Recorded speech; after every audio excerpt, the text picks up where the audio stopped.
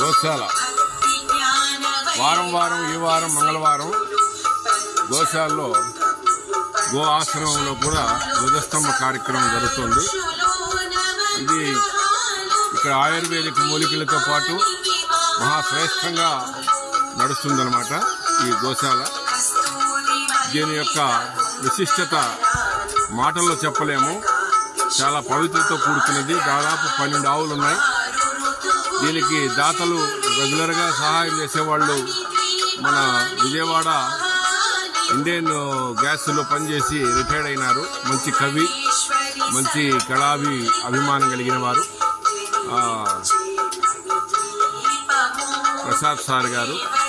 వారి కుటుంబంతో ఎప్పుడూ ఇక్కడ మనకు సహాయం అందిస్తూ ఉంటారు. అలాగే సత్యప్రసాద్ విజయవాడ వాస్తవ్యులు.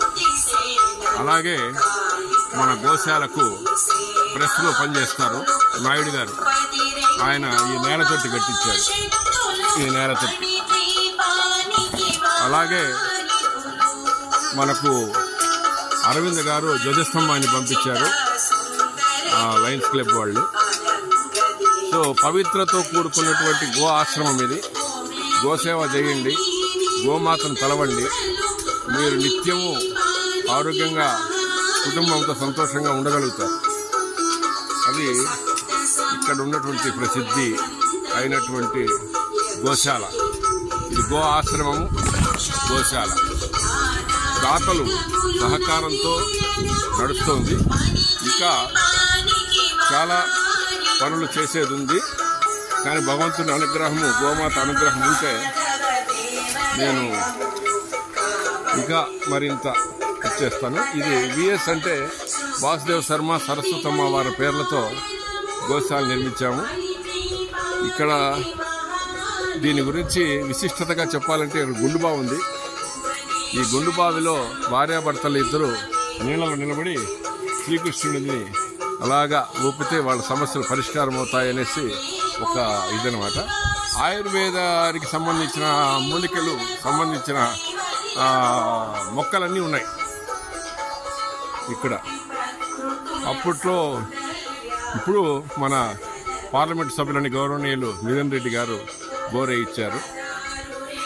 అలాగే ఇక్కడ అన్ని రకాల మూలికలు ఉంటాయి. ఇక మినీ అన్నమాట స్విమ్మింగ్ పూల్. అంటే ఇది స్విమ్మింగ్ పూల్ అనడం ఒక పద్ధతి కాదు, కానీ మట్టి పూసేసి స్నానం చేపిస్తాం చర్మ వ్యాధులు ఉంటే. అవన్నీ మా గోశాలలో జరిగేది. ఇది గోశాల వరకు. ఇస్కాన్ టెంపుల్ వాళ్ళు ఎవరైనా వస్తే అక్కడ స్వామీజీ కూర్చుంటారు, ఎదురుగా వాయిద్యాలు. ఈ ఖాళీ ప్లేస్లో అందరూ కూర్చొని భజన చేస్తారు. కృష్ణ సంకీర్తనలతో భజన. ఇది స్వామివారు కూర్చున్న పీఠం. ఇది గో ఆశ్రమం. ఇక్కడ గోవాసం అంటారు దీన్ని. ఈ షెడ్డు గోవాసం. ఇక్కడ ఏమంటే ఒక ఆవుని ఇచ్చేస్తాం 41 రోజు. ఆవుతో పాటుగా ఫ్యాన్ కింద పడుకోవటం, ఆవు పంచితం తెల్లవారితో పొరకడుపులు తాగడం, ఆ పేడ పంచితం కలిపి ఒళ్ళు రుద్దుకోవడం, స్నానం చేయడం.